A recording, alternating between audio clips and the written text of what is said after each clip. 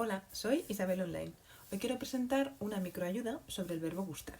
El verbo gustar es un verbo conflictivo en español, siempre causa problemas. ¿Por qué? Porque no es un verbo normal. Por normal me refiero a que no es un verbo en el que la persona cambia el verbo.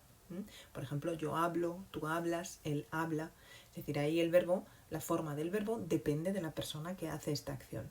Bueno, pues el verbo gustar no funciona así, ¿vale? No hay, en realidad, y esta es la clave, no hay comunicación entre la persona y el verbo gustar, ¿vale? Por eso vamos a considerarlo un verbo especial. Y este dibujito que tenemos aquí es lo que yo quiero presentar como un recordatorio básico de la especialidad del verbo gustar. Este verbo gustar funciona de la siguiente manera. La persona, como he dicho, no tiene conexión con el verbo, no afecta la forma del verbo. ¿Qué hace la persona? Pues en estos casos la persona podemos considerar que es una víctima, le afecta esa acción y por eso necesitamos la preposición a, ¿vale? No vamos a decir yo, sino a mí, a mis amigos. La persona es víctima, recibe esa acción. ¿Y qué pasa con el verbo gustar? Pues que el verbo gustar, la forma del verbo gustar, la vamos a conjugar dependiendo de lo que tiene después. En la mayoría de los casos, y lo que yo voy a exponer aquí, es el uso mayoritario del verbo gustar, que va a ser en tercera persona. Ahora lo vamos a ver.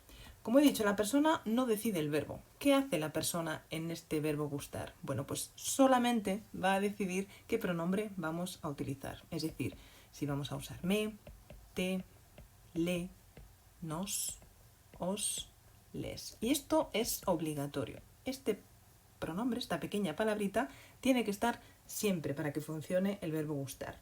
Lo que es opcional es insistir en la persona. Igual que con los verbos normales, no es necesario decir yo hablo, es suficiente hablo. Aquí es suficiente decir me, pero si quiero insistir o hay confusión, puedo poner a mí, a ti, a él, a mis amigos, a quien queráis. Siempre vamos a necesitar esta preposición a que introduce a la víctima, a la que recibe la acción. Y en cuanto al verbo, repito, no hay conexión con la persona. Entonces la forma del verbo lo va a decidir lo que viene después. Por ejemplo, si yo después tengo esta incógnita, es el chocolate, o es, por ejemplo, el verbo leer, estos son singulares. Por lo tanto, el verbo gustar va a ir así, en singular, gusta. Y si tengo un plural, por ejemplo, los animales, voy a tener el verbo en su forma plural, gustan. Esto va a ser lo más generalizado, es decir, que la persona no interviene en la forma singular o plural del verbo. Vamos a poner la forma singular o plural del verbo dependiendo de esto que tenemos detrás. Es el chocolate o leer lo que decide un singular y es los animales lo que decide este plural. ¿De acuerdo? Entonces, esta frase quedaría así. A mí me gustan los animales. A mí me gustan los animales.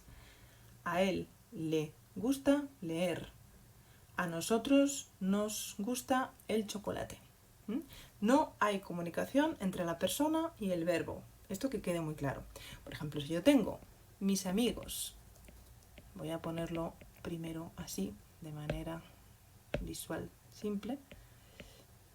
Mis amigos y el fútbol. ¿Cómo hago esto? Pues según lo que he dicho en el esquema, tengo que poner ¿qué persona es mis amigos? Les. ¿Vale? El fútbol es un singular, pues entonces la forma del verbo la tengo que poner en singular. Gusta el fútbol. Si yo quiero o necesito expresar estos amigos, pues voy a poner a. A mis amigos les gusta el fútbol. Si yo cambio mis amigos, y ya no es mis amigos, sino mi amigo, pues pondré le gusta el fútbol. Es decir, cambio la persona, pero no necesito cambiar el verbo. El verbo solo lo voy a cambiar cuando cambie el fútbol y diga, por ejemplo, los futbolistas. Entonces sí, tendré que poner gustan. ¿De acuerdo? Bueno, recordar solamente que este verbo gustar es el modelo, pero hay otros verbos que funcionan de esta manera especial. Por ejemplo, encantar, doler, apetecer, quedar bien, quedar mal.